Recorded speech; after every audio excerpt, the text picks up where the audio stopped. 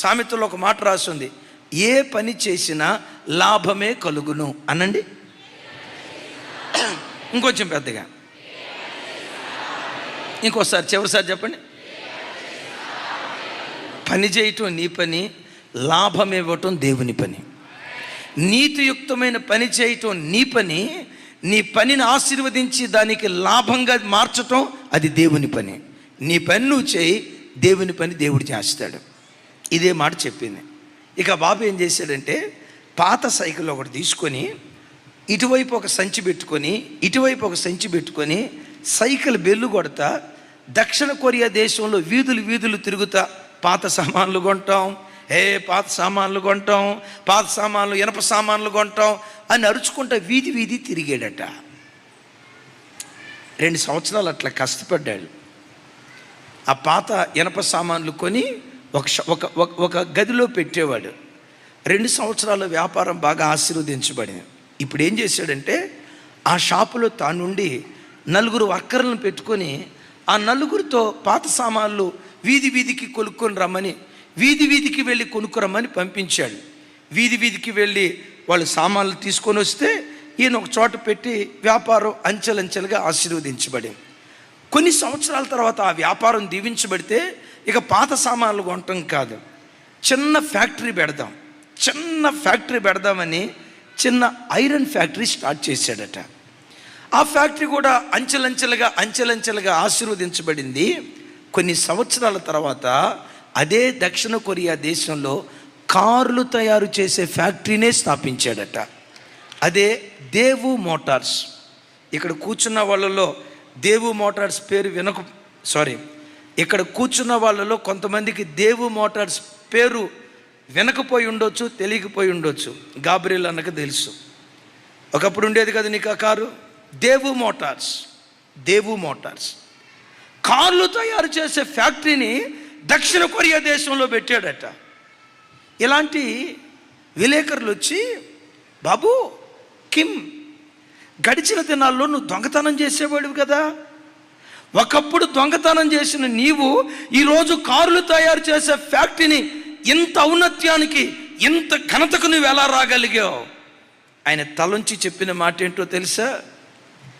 ఔన్నత్యాన్ని కలుగు చేసే వాక్యపు ఖడ్గాన్ని పట్టుకున్నాను, భక్తులకు ఘనత కలుగు చేసే వాక్యపు ఖడ్గాన్ని పట్టుకున్నాను.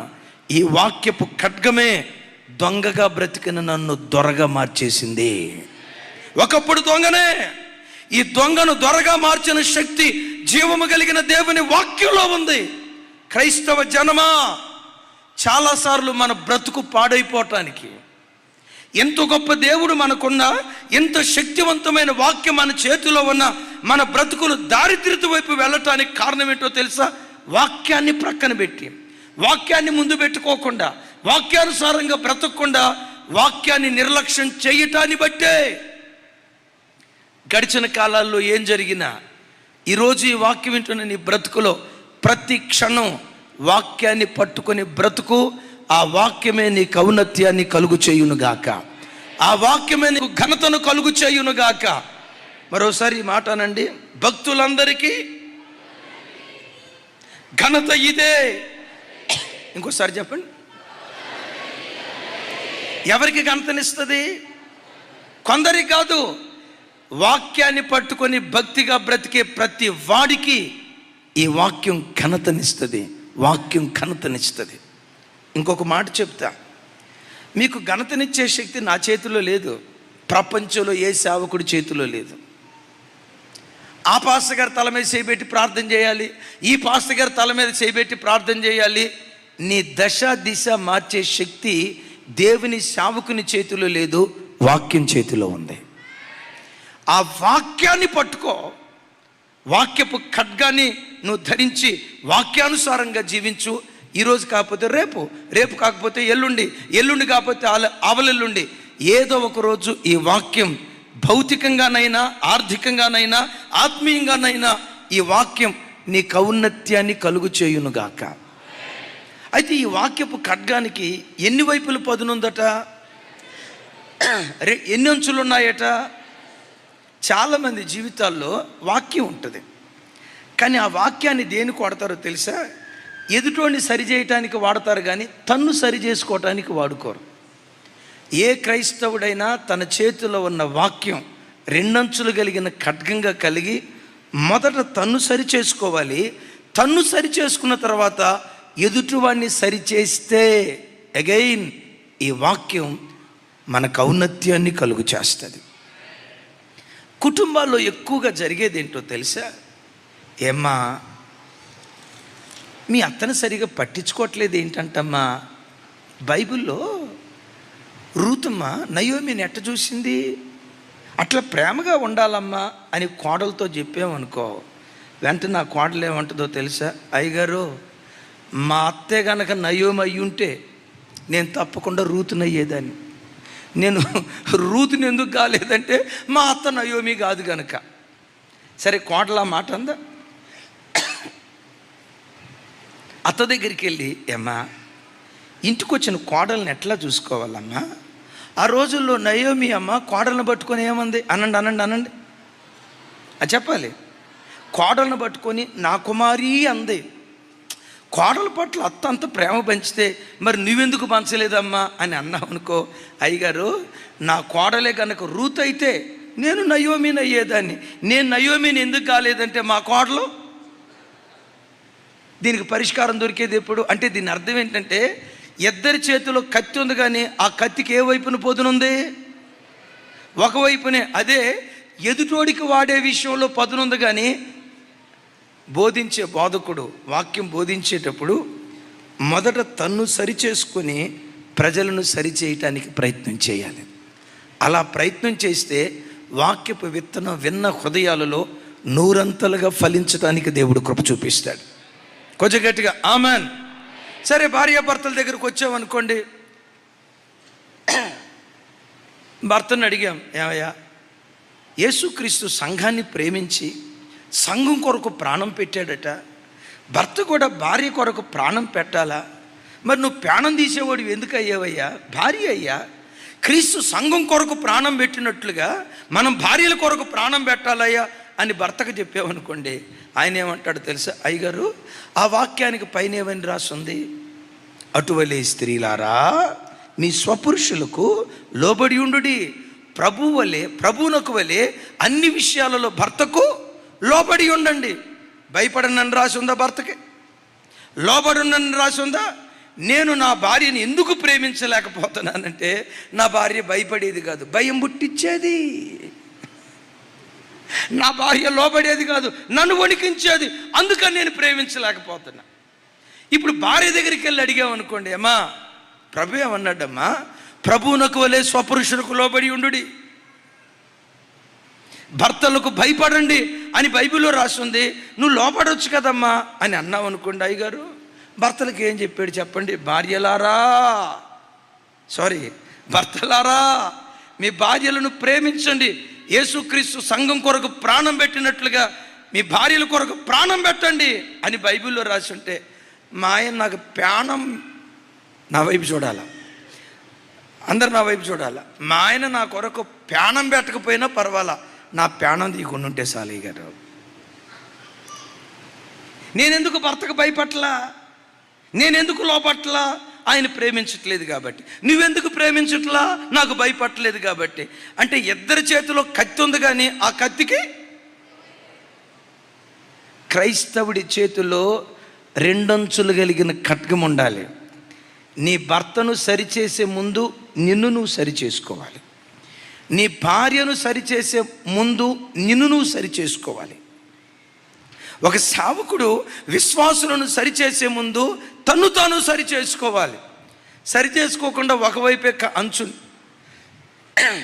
ఖడ్గానికి ఒకవైపే పదునుంటే ఏం జరిగిద్దో చెప్తా. వారిద్దరూ ఒకే సంఘానికి వచ్చేవాళ్ళట. మన భాషలో చెప్పాలంటే చిన్నప్పటి నుంచి థిక్ ఏదో అనండి, థిక్ థిన్ క్లోజెస్ట్ ఫ్రెండ్స్ అట. ఒకే మంచంలో ఒకే కంచంలో తింటారు, చిన్నప్పటి నుంచి అంత ఫ్రెండ్స్ అట. ఎప్పుడు వెళ్ళినట్లుగానే పొలం పనికి వెళ్ళారు. మధ్యాహ్నం ఎప్పుడు కలిసి భోజనం చేసేవాళ్ళు. ఈ మొదటోడు ఉన్నాడు చూసారా, వీడికంటే ముందే చేయగడుక్కొని ఎప్పుడు ఈ చెట్టు కింద ఇద్దరు భోజనం చేసేవాళ్ళు. వీడు రాతివేత అంత దూరం వెళ్ళి అక్కడికి వెళ్ళి అడిదిరిగి కండవ కప్పుకొని భోజనం చేస్తున్నాడంట. అరే, ఎప్పుడు కలిసి నాతో భోజనం చేసేవాడు, ఈ చెట్టు కిందే భోజనం చేసాడు, కానీ ఈరోజు ఏంటి రాతివేత అంత దూరం వెళ్ళి అక్కడికి వెళ్ళి భోజనం చేస్తున్నాడు ఏంటి అని చెప్పి, ఏమోలే మనకెందుకులే అని తాను తీసుకొచ్చిన కారపు మెతుకులు తీసుకొచ్చి ఈ చెట్టు కింద కూర్చొని ఆ కారపు మెతుకులు బాక్స్ ఓపెన్ చేసి తిందాం అనుకునే లోపు అటువైపు నుంచి ప్యారడైజ్ బిర్యానీ వాసన వస్తుందంట.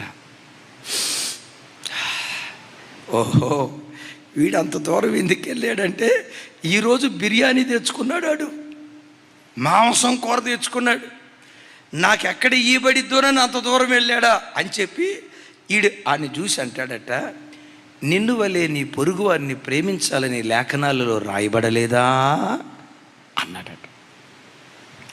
ఆరు తక్కువ తిన్నాడా? ఆడేమన్నాడు తెలుసా? నీ పొరుగువాని దానిలో దేనిని ఆశించవద్దని లేఖనాలలో రాయబడలేదా అంటే ఇద్దరి దగ్గర ఏముంది? పెద్దగా చెప్పాలి, ఇద్దరి దగ్గర కత్తి ఉంది, కానీ ఆ కత్తికి మనం ఓడిపోవటానికి కారణం ఏంటో తెలుసా? అందరి దగ్గర కత్తి ఉంటుంది, ఎదుటోని సరి చేయటానికి ఉంటుంది, కానీ తన్ను తాను సరి చేసుకోవటానికి ఒక వ్యక్తి వాడుకోడు. ఏ వ్యక్తి అయితే రెండంచులు కలిగిన ఖడ్గం కలిగి ఉంటాడో, రెండంచులు కలిగిన వాక్యం అనే ఖడ్గం భక్తులందరికీ ఘనతనిస్తుంది. కొంచెం గట్టిగా అయ్యా, నిజంగా వాక్యం అనే ఖడ్గం భక్తులకు ఘనతనిస్తుందా? ఎదుటివాడు ఎలా ఉన్నాడా? None of our business. నేను వాక్యానుసారంగా బ్రతుకుతున్నానా లేదా, ఇది నువ్వు ఆలోచించాల్సింది. నేను ఒక మాట అంటా, గొలియాతును చంపిన దావీదు, సింహాన్ని మేకపిల్లను చీల్చినట్లుగా చీల్చిన దావీదు సౌలును చంపగలడా లేదా? ఏమంత సైలెంట్గా చెప్తున్నారమ్మా? సౌలును చంపగలడా లేదా? 21 సార్లు దావీదు మీద సౌలు అత్యాయత్నం చేసిన దావీదు సౌలును చంపలేదు. ఎందుకు చంపలేదు? లేఖనాల్లో ఒక మాట రాస్తుంది, యెహోవా చేత అభిషేకించబడిన వాడిని ఒకసారి నా వైపు చూడండి, ముట్టటమే పాపం అయితే చంపటం. ఒకసారి మీరు ఆలోచించండి, ముట్టటమే పాపం అయితే చంపటం. ఆ వాక్యం దావీదు గుర్తుండి యెహోవా చేత అభిషేకించబడిన వాడిని ముట్టకూడదు అని వాక్యం అంది, కాబట్టి నేను ముట్టకూడదు అని గమనించండి. తనను తాను సరి చేసుకున్నాడు.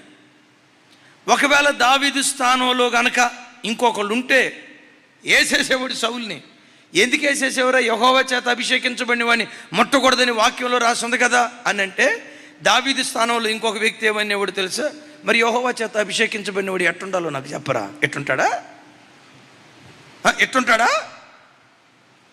నన్ను చెప్పడానికి పరిగెత్తుతాడా? ఇంకొక మాట చెప్పాలంటే, నేను కూడా సమూయేలు ప్రవక్త ద్వారా అభిషేకించబడిన వాడిని. మీకు అర్థమైంది నా మాట? నేను కూడా సమూయేలు ప్రవక్త చేత అభిషేకించబడిన వాడిని. బెత్లెహేము మా ఊరికి వచ్చి, వినండి, సౌలేమో సమూయేలును వెతుక్కుంటా వచ్చాడు. నా దగ్గరకు వచ్చేసరికి సమూయేలు ప్రవక్తే నన్ను వెతుక్కుంటా వచ్చాడు. నేనెవరిని? నేను కూడా యెహోవా చేత అభిషేకించబడిన వాడిని. దావీదు చేతిలో కత్తి ఒకవైపు పొదునుంటే ఎప్పుడో సౌలును లేపేసేవాడు. దావీదు చేతిలో ఉన్న కత్తి రెండంచులు కలిగిన ఖడ్గం. ఒక ఖరీదైన మాట చెప్తా, దావీదు కత్తి పట్టుకోకుండానే కత్తి వాత చేత శత్రువులందరూ సంహరించబడ్డారు. సౌలు సంహరించబడ్డాడు, సౌలు 3 కుమారులు సంహరించబడ్డారు. దావీదు సింహాసనానికి ఎక్కేసరికి శత్రుశేషము లేకుండా దేవుడు చేశాడు. ఆమె చెప్తాం గట్టిగా. బిడ్డలారా వినండి, దేవుడు నీ పక్షాన యుద్ధం చేస్తే, వాక్యం నీ పక్షాన యుద్ధం చేస్తే శత్రుశేషం లేకుండా దేవుడు కార్యం చేస్తాడు. నువ్వు నీ వాక్యాన్ని పక్కన పెట్టి నీ అంతటి నువ్వేదో ప్రయత్నం చేసి ఒక శత్రువును చంపాలని ప్రయత్నం చేస్తే జరిగేదేంటో తెలుసా? ఒక శత్రువు చంపబడతాడు నిజమే, 100 శత్రువులు పుట్టుకొస్తారు. ఎలా? మోషే ఐగుప్తీయుడిని చంపాడు, ఒక శత్రువును చంపాడు. అంటే తన బలానికి పని అప్పగించాడు, కానీ దైవ బలం మీద తను ఆధారపడలా. ఇంకోసారి ఈ మాట వినండి, తన బలం మీద ఆధారపడ్డాడు కానీ దైవ బలం మీద ఆధారపడలా. తన బలం మీద ఆధారపడి ఒక శత్రువును చంపాడు. ఐగుప్తీయుడిని మోషే చంపాడన్న సంగతి ఫరోకు తెలిసింది, ఐగుప్తు దేశం అంతటికి తెలిసింది.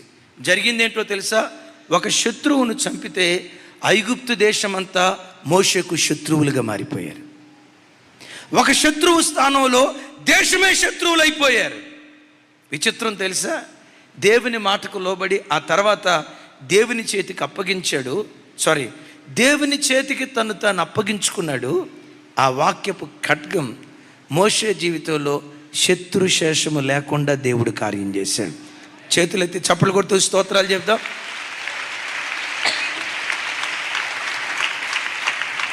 బిడ్డలారా, వాక్యం మందిరానికి వచ్చేటప్పుడు ఈ చేతిలో ఉండటం అవసరం. దానికంటే విశేషంగా ఈ వాక్యం నీ ప్రవర్తనలో కనపడటం మరి అవసరం. వాక్యాన్ని పట్టుకో, ఇది ఔన్నత్యాన్ని కలుగు చేస్తుంది. వాక్యాన్ని పట్టుకో, భక్తులందరికీ ఇది ఘనత కలుగు చేస్తుంది. అట్టి కృప దేవుడు మనందరికీ దయచేయునుగాక. రెండవది, ఈ వాక్యం అనే కత్తి ఆధ్యాత్మికంగా దేని గుర్తో తెలుసా? త్యాగానికి గుర్తు. యేసు ప్రభువారు ఇలా అంటారు, చూడండి, మత్తయి సువార్త 10వ అధ్యాయం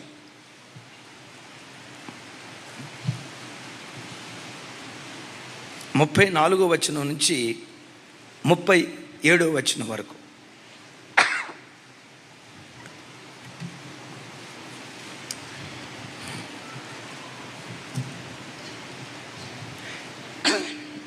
నాతో కలిసి చెప్పండి.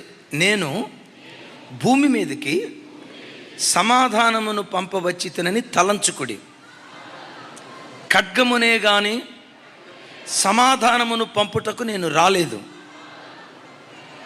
ఒక మనుషునికి వాని తండ్రికిని, కుమార్తెకును, ఆమె తల్లికిని, కోడలికిని, ఆమె అత్తకును.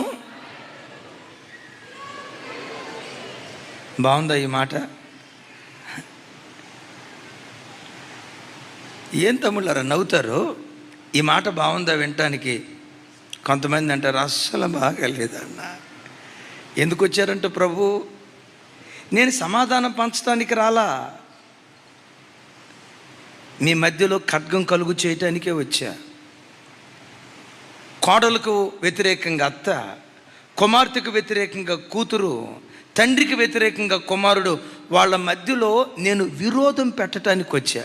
నేను మిమ్మల్ని అడుగుతా, యేసయ్య సమాధానం పంచడానికి వచ్చాడా, విరోధం పంచడానికి వచ్చాడా? టకమని చెప్పండి. మరి ఇక్కడ ఏమైనా రాసి ఉంది? ఇది కరెక్టా, అది కరెక్టా? అట్లా ఉండొద్దురా, ఏదో ఒకటి చెప్పండి. ఇది కరెక్టా, అది కరెక్టా? ఇంకొకసారి టకమని, ప్రణయనా మీరు చెప్పాలి దీనికి సమాధానం. ఈ రెండిట్లో ఏది కరెక్ట్? యేసు ప్రభువారు అంటారు, నేను విరోధము పెట్టవచ్చి తినే కానీ సమాధానం పంచడానికి రాలేదు అని ఇక్కడ అంటాడు. అంతకు మునుపు లేఖనాల్లో చూస్తాం కదా, ఆయన సమాధానకర్త, ఆయన సమాధాన పుత్రుడు. నీ సరిహద్దులలో సమాధానం కలుగు చేయువాడను నేనే అని అన్నాడు. ఇప్పుడు మిమ్మల్ని అడుగుతా, యేసయ్య సమాధానం పంచడానికి వచ్చాడా, అసమాధానం కలుగు చేయటానికి వచ్చాడా? మరి ఇక్కడ ఇట్లా రాసింది కదా, ఈ రెండిట్లో ఏది కరెక్టు? ఆరుమూరక్క, ఏది కరెక్టు? మీరు టీచర్ గారు సరిగ్గా చెప్పాలా. మరి ఈ మాట బైబిల్ ఎందుకు రాసింది? మీ బైబిల్ కొట్టేసేయండి. ఇప్పుడు నన్ను అడిగితే రెండూ కరెక్టే, రెండూ కరెక్టే. ఎందుకో తెలుసా? దేవుని కొరకు నువ్వు ఖచ్చితంగా బ్రతకాలనుకున్నప్పుడు కడుపున పుట్టిన పిల్లలే కొన్నిసార్లు నీకు విరోధులు అవుతారని వాళ్ళతో నువ్వు రాజీ పడొద్దు. వాక్యానికి నువ్వు సాక్షిగా బ్రతకాలి. ఇప్పుడు బిడ్డున్నాడు, వాడిని నువ్వేమీ అనకుండా ఉంటే వాడు రాత్రి 11:30కు వచ్చినా 12ంటికి వచ్చినా, అసలు ఆ రాత్రి ఇంటికి రాకపోయినా నీవేమనకుండా ఉంటే, గమనించండి, తెల్లారి మధ్యాహ్నం 2ంటికి వచ్చిన కొడుకుని చూసి, అమ్మ నా వైపు చూడండి, కొడుకుని చూసి, నా బంగారు కొండ, నా పుత్రరత్నం, నా బంగారు కొండ అని ఏమంటాడు తెలుసా? మరిమ తల్లి ఎవరూ కాదురా, మా అమ్మే మరిమ తల్లి అనకపోతే నన్ను అడుగు. నీ కూతురు ఏం చేసినా, ఏ అబ్బాయితో నన్ను చాటింగ్ చేస్తున్నాడు, ఏ అబ్బాయికైనా మెసేజ్ పంపిస్తుంది, నీ కళ్ళతో చూసావు, చూసి చూడనట్లుగా పోయావు. నువ్వు చూసావన్న సంగతి కూతురుకు తెలిసింది. నీ కూతురు నీ దగ్గరికి వచ్చి అంటది, మా మమ్మీ వెల్ మెచ్యూర్డ్ మమ్మీ అనండి. అబ్బో మా మదర్ బ్రా అనండి ఒకసారి. ఆహా, ఈరోజు ఒక అబ్బాయి బండి ఎక్కి, రేపు ఇంకొక అబ్బాయి బండి ఎక్కి వెళ్తున్నా తల్లి చూసి, God bless you my daughter, ఇది రేపు ఇంకొకళ్ళ బండి ఎక్కి వెళ్ళమ్మా అని అంటే, మా అమ్మ బ్రాడ్ మైండ్ అంటది. అట్లా కాకుండా, రే తల్లి, ఒక అయ్య చేతిలో పడే వరకు నీ కన్యత్వాన్ని కాపాడుకో, బజార్ ఆడపిల్లగా బ్రతకొద్దు. మన క్రైస్తవులం. ఆ జుట్టు ఏంటి, ఆ వేషం ఏంటి, అయినా కాలేజీకి వెళ్ళేటప్పుడు నీకు ఆ లిప్స్టిక్ ఏంటి, ఈ కటింగ్ అవసరమా, ఈ పెన్సిల్ కటింగ్ అవసరమా, ఈ వేషం అవసరమా అని అను. అప్పుడేమంటుందో తెలుసా, దెయ్యం ఎక్కడో లేదో. ఇప్పుడు చూడండి, మరియమ్మ తల్లి కాస్త ఏమైపోయింది, మరియమ్మ తల్లి కాస్త లూసిఫర్కి అక్క అయిపోయింది. ఇప్పుడు కూతురు నీకు శత్రువు అవుతుందని నువ్వు రాజీ పడతావా? దేవుని బిడ్డలారా, వాక్యానికి సాక్షిగా బ్రతికే విషయంలో ఏ త్యాగానికైనా దేవుని బిడ్డలు సిద్ధపడేవారిగా ఉండాలి. కొంచెం గట్టిగా ఆమేన్, కొంచెం గట్టిగా. ఏ త్యాగానికైనా సిద్ధపడేవారిగా ఉండాలి. ఇక్కడ యేసు ప్రభు వారు మాట్లాడిన ఈ కాంటెస్ట్లో ఉన్న సారాంశం ఇది. అసమాధానం పెట్టడానికి వచ్చిన వాడు కాదు ఆయన, విరోధం పెట్టడానికి వచ్చిన వాడు కాదు ఆయన. కానీ నీ భక్తి లోతు ఎదుటివాడికి తెలియక నిన్ను విరోధంగా ఎంచుతారు.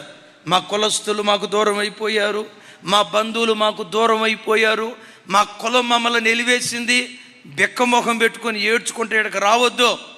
ఎవరైనా మీ దగ్గరకు వచ్చి, ఇదిగో మన కులంలో నుంచి మిమ్మల్ని వెలివేస్తూ ఉన్నాం, మీరు యేసు ప్రభువుని నమ్ముకున్నందుకు, ఈ నిజదేవుడిని నమ్ముకున్నందుకు కులంలో నుంచి మిమ్మల్ని వెలివేస్తున్నాం అని అన్నారనుకోండి, మీరు అక్కడే ఒక మాట అనరండి, రేయ్ నువ్వు మమ్మల్ని వెలివేసేదేంట్రా తాగుబోతుడా, నువ్వు మమ్మల్ని వెలివేసేదేంట్రా నిర్దేవుళ్ళను ఆరాధించేవాడా, నువ్వు మమ్మల్ని వెలివేసేదేంట్రా నిజదేవుడు ఎవరో తెలియక చీకటిలో బ్రతుకుతున్నవాడా, నీవు మమ్మల్ని వెలివేయటమేంటి, మా ప్రభు కొరకు నిన్నే మేము వెలివేస్తాం. ఒక్కళ్ళు కూడా ఆమె అనలా. అట్టట్లా కొన్ని సందర్భాల్లో ఏంటంటే, క్రీస్తు కంటే కులం గొప్ప, దరిద్రమది, క్రీస్తు కంటే కుటుంబం గొప్ప.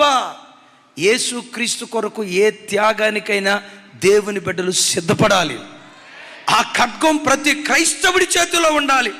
యేసయ్యకి మహిమ కలుగును గాక. మరోసారి చెప్దాం ఆమేన్. వాళ్ళు అంటారు, అట్టయితే మీ పిల్లల పెళ్ళి ఎవరు చేస్తారు? ఏమండి, కులంతో ఉన్న వాళ్ళందరూ పెళ్ళి కులస్తులే చేశారా? ఎవరు మీ పిల్లల పెళ్లి చేస్తారు? దేవుడు చేస్తాడు. ఒకవేళ చేయలేదా, నా పిల్లలు ప్రభు కొరకు కన్యకగా మిగిలిపోతారు. మీ పిల్లల పెళ్ళికి ఎవరు వస్తారు? బంధువులు, జనం లేకుండా మీ కుటుంబంతోనే చేస్తారా? ఎవరన్నా అన్నారనుకోండి, రే తల్లి మీ పెళ్ళిళ్ళకి ఎవరు వస్తారు అని ఎవరైనా అన్నారనుకోండి, అప్పుడు చెప్పండి, హైదరాబాద్లో మా జర్మియా అన్నాడు, మా అన్నకి చెప్తే 10,000 మందిని తీసుకొస్తాడు, భోజనం పెట్టే ఓపిక మాకు లేదు. మనం ఒక కుటుంబరా. ఇంత పెద్ద కుటుంబాన్ని దేవుడు మనకిచ్చిన తర్వాత వాళ్ళెవరో వెలివేశారు, వీళ్ళెవరో వెలివేశారేంటి? వాళ్ళు నిన్ను వెలివేయటం కాదు, ప్రభు కొరకు వాళ్ళని నీవే వెలివేసేదానిగా దేవుని కొరకు బ్రతకాలి. కొంచెం గట్టిగా చెప్తాం ఆమేన్. బిడ్డలారా, స్వేచ్ఛగా ప్రభువుని ఆరాధించడానికి అవకాశం మనకున్నా, మనం ఆరాధించలేని గుడ్డి బ్రతుకు కొన్నిసార్లు బ్రతుకుతున్నాం. తెనాలి నుండి ఒక తల్లి, సారీ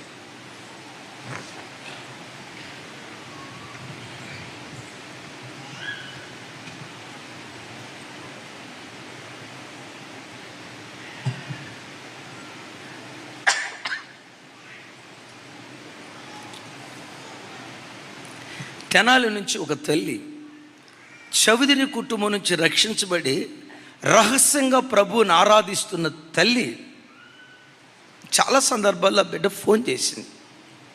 ఆ తల్లి ఒకరోజు మాట్లాడుతాయా దేవుడు మరొక జీవితం ఇస్తే, మరొక జీవితం లేదు మనిషికి. దేవుడిచ్చిన జీవితం ఒకే ఒక్క జీవితం. మరొక జీవితం దేవుడు నాకు ఇస్తే, నీకేం కావాలి కోరుకో అని అడిగితే నా దేవుడిని కోరుకుంటా.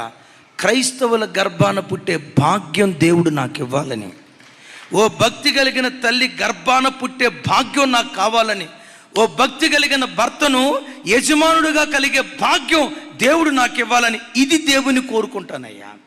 శ్రీమంతుల కుటుంబంలో పుట్టాలని నేను కోరుకోను, దేవుడిస్తే స్తోత్రం. గొప్ప కులాలలో పుట్టాలని కోరుకోను. ఒకవేళ మరో అవకాశం దేవుడు నాకు ఇస్తే, పుడితే క్రైస్తవురాలి గర్భాన పుట్టాలని, ఓ క్రైస్తవుడి గర్భాన పుట్టాలని నేను కోరుకుంటున్నా. ఎందుకు కోరుతున్నావమ్మా? నా ఇంట్లో నేను స్వేచ్ఛగా ప్రభువుని ఆరాధించలేకపోతున్నా. నా ఇంట్లో నా భర్త ఉన్నప్పుడు ప్రార్థన చేసుకోలేకపోతున్నా, బైబిల్ చదువుకోలేకపోతున్నా. ఒకవేళ ఇంట్లో అందరూ ఉన్నప్పుడు నేను బైబిల్ ఎప్పుడు చదువుతానో తెలుసాయ్యా? ఆ రాత్రి పండుకుంటే దుప్పటాలా కప్పుకొని సెల్ ఫోన్ ఆన్ చేసి సెల్ ఫోన్లో బైబిల్ చదువుకుంటానయ్యా. ఇంట్లో ఎప్పుడైనా భర్త ముందు కానీ బంధువుల ముందు కానీ బైబిల్ చదివితే, ఒకరోజు అన్నాడు, గొడ్డలు తీసుకొచ్చి మెడ మీద కాలు పెట్టి, ఇంకొకసారి నా కళ్ళ ముందు బైబిల్ చదివేవా గండ్రగొడ్డలతో ముక్కలు ముక్కలుగా నరికేస్తా. కానీ తెగించి బైబిల్ చదవగలిగేదాన్ని. అది మూర్ఖపు వంశం, చంపినా చంపుతాడు. అలాగని చావుకు భయపడి నేను లొంగలా. నన్ను చంపితే నా పిల్లలు అనాథలైపోతారేమోనని నా పిల్లల కోసం నా భక్తిని గుండెల్లో దాచుకున్నానయ్యా. దుప్పటి కప్పుకొని రాత్రిపూట సెల్ ఫోన్లో బైబిల్ చదువుతానయ్యా. అమ్మా, నీ భర్త నువ్వు బైబిల్ చదివితే కాదనడే, నువ్వు బైబిల్ చదివితే ఇంకెంత సంతోషిస్తాడో కదా. ఇలాంటి అనుకూలత కలిగిన స్థితిలో బైబిల్ ముట్టుకోవటానికి నీకు చేతులు రావట్లేదంటే ఒకసారి ఆలోచించు. ఆ తల్లి ఏడుస్తా ఏం చెప్పిందో తెలుసా? నాకు అన్నయ్య లాంటి వాళ్ళయ్యా, మీరు ఇలాంటివి చెప్పకూడదు. మిమ్మల్ని ఒక తండ్రిగా ఎంచి చెప్తున్నా. నా దేవునికి ఏడుస్తూ ప్రార్థన చేయాలి చూస్తే బాత్రూమ్కి వెళ్ళి ప్రార్థన చేస్తా. బాత్రూమ్కి వెళ్ళి ఎందుకు ప్రార్థన చేస్తానో తెలుసా?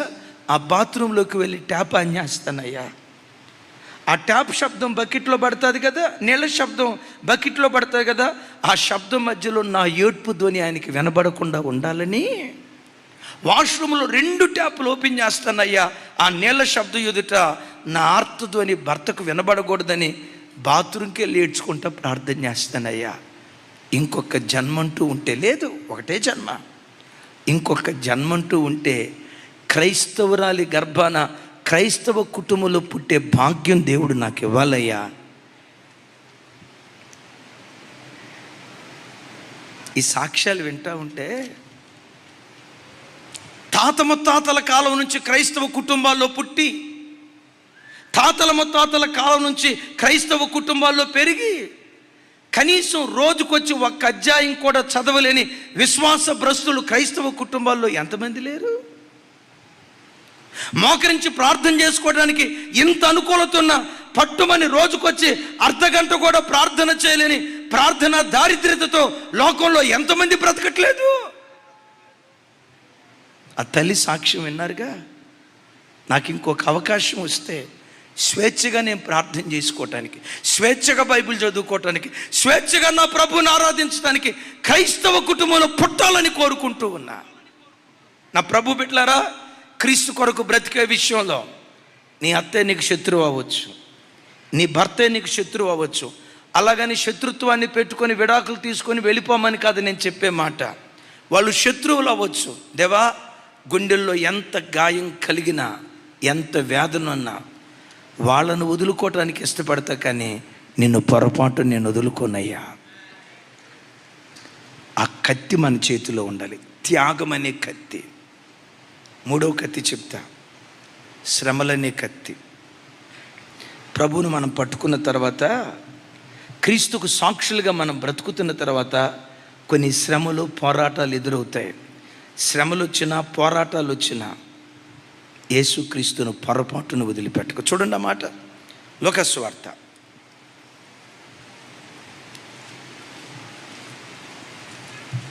2వ అధ్యాయం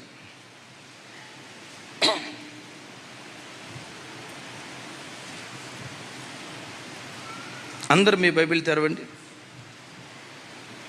లూకాసు వార్త 2వ అధ్యాయం 25వ వచనం లేఖనాల్లో రాయబడిన శ్రేష్టమైనటువంటి మాట చూడండి ఒకసారి.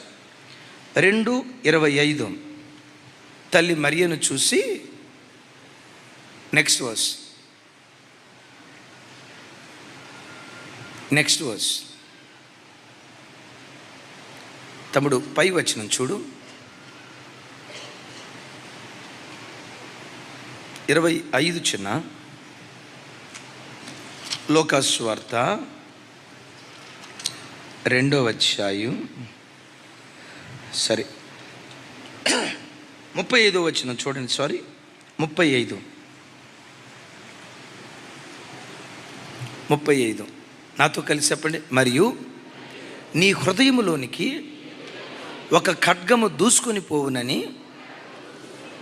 ఆయన తల్లి అయిన మరియతో చెప్పాను. సిమియోను ప్రవచిస్తూ ఇలా మాట్లాడతాడు, మరియా నీ హృదయములో నుంచి ఒక ఖడ్గం దూసుకొని వెళ్ళిపోతుంది. అంటే నీ జీవితంలో ఒక భయంకరమైన విషాదం ఎదురు కాబోతుంది. ఆ విషాదాన్ని తట్టుకోవటానికి నువ్వు సిద్ధంగా ఉండు అన్నట్లుగా ఈ తల్లితో మాట్లాడాడు. ఏంటా విషాదం, ఏంటా ఖడ్గం? తల్లి మరియ జ్యేష్ఠ కుమారుడు యేసుక్రీస్తు వారిని సిలువ మీద ఎక్కించి సిలువ మీద చంపబోతున్నారు. అదే ఖడ్గం. దైవజనమా, కొన్నిసార్లు మన బ్రతుకులో దేవుడు కొన్ని విషాదాలను, కొన్ని విచారాలను, గుండెలు పిండే వేదనాభరితమైన సంగతులను దేవుడు తన చిత్తానుసారంగా మన జీవితంలో అనుమతిస్తాడు. కానీ ఒకటి నమ్మండి, ఇది చెప్పి నేను ముగిస్తా. ఎంత చేదును అనుమతించినా, ఎంత విషాదాన్ని అనుమతించినా, ఈనాటి విషాదం రేపు వినోదంగా దేవుడు మారుస్తాడు. ఈనాటి వేదన రేపు నాట్యంగా దేవుడు మారుస్తాడు. ఈనాటి శ్రమ రేపు మహిమగా మారుస్తాడు. అమ్మా, నీ కడుపులో నుంచి, నీ హృదయంలో నుండి కత్తి ఒకటి దూసుకొని వెళ్ళిపోద్ది అని అన్నాడా లేదా? ఏంటా కత్తి? యేసు ప్రభు వారి, చెప్పే కదా, యేసు ప్రభు వారి సిలువ మరణం. నేను మిమ్మల్ని అడుగుతా, సిలువ మరణం తల్లి మరియకు అప్పట్లో చేదే. ఇప్పుడు తల్లి మరియని అడుగుదాం, అమ్మా తల్లి మరియా, ఆ కట్టుకొని నీ హృదయంలో నుంచి దూసుకొని వెళ్ళిపోవటం అది ఇప్పుడు చేదంటారా మాధుర్యం అంటారా అని అంటే ఆ తల్లి ఏమంటుందో తెలుసా? అది ఎట్లా చేదయ్యా? ఆ చేదే ఈరోజు కోట్ల కొలది ప్రజలు రక్షణలోకి రావటానికి మాధుర్యంగా దేవుడు మార్చాడు.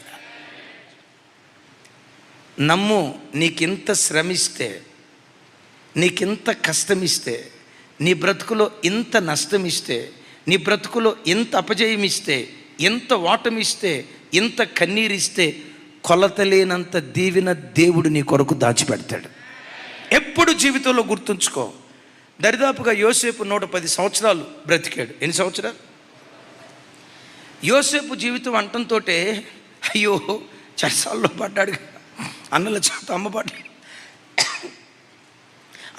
అమ్మబడ్డాడు కదా, ఐగుప్తు దేశానికి వెళ్ళాడు కదా, ఒంటరి బ్రతికాడు కదా, అయ్యో ఎన్ని శ్రమలు వచ్చాయో అని అంటారు. నిజమే, యోసేపు జీవితంలో శ్రమలు వచ్చాయి. యోసేపు జీవితంలో గోతిలో పడ్డాడు. సొంత అన్నల చేతే అసూయ వలన, ద్వేషం వలన ఐగుప్తు దేశానికి అమ్మబడ్డాడు. చేయని నేరం మోపబడి చెరసాల పాలయ్యాడు. అయితే ఈ శ్రమలు అనుభవించిన కాలం ఎంతో తెలుసా? 17వ సంవత్సరంలో అమ్మబడ్డాడు. 30వ సంవత్సరం వచ్చే వరకు ఈ శ్రమలు అనుభవిస్తూ వచ్చాడు. అంటే ఎన్ని సంవత్సరాలు? 13 సంవత్సరాలు శ్రమలు అనుభవించాడు యోసేపు. ఆ తర్వాత 30వ సంవత్సరంలో రాజు అయ్యాడు కదా. ఎప్పటి వరకు ఐగుప్తు దేశాన్ని పరిపాలన చేస్తూ వచ్చాడు అంటే 110వ సంవత్సరం వరకు. అంటే ఎన్ని సంవత్సరాలు రాజుగా పరిపాలన చేశాడు? నో డౌట్ మీకు లెక్కల్లో కోడిగుడ్డే వచ్చి ఉంటుంది. అక్కడ టీచర్ అక్క మీరు చెప్పండి, 110లో నుంచి 30 తీసేస్తే ఇక చాలు. ఇప్పుడు లెక్కేసాడు. నాకు డౌట్ ఫోన్ తీసి లెక్కేసి ఉంటాడు. సరే వినండి, ఒక్కసారి చూడండి. శ్రమలు అనుభవించింది 13 సంవత్సరాలు, సమృద్ధిని అనుభవించింది 80 సంవత్సరాలు. యోసేపు జీవితమే నీ జీవితం. యోసేపుకి ఇచ్చిన మహిమే తప్పకుండా దేవుడు నీకు అనుగ్రహిస్తాడు. ఖడ్గం నీ జీవితంలో ఎదురైన కరువైన, ఖడ్గమైన, వస్త్రహీనత అయినా, ఉపద్రవమైన, మరణమైన, జీవమైన, ఉన్నవైనా రాబోవునవైనా ఏవి యేసు ప్రేమ నుండి నన్ను ఎడబాపలేవు. ఇలాంటి జీవితం దేవుడు మనకు వరంగా దయచేయునుగాక.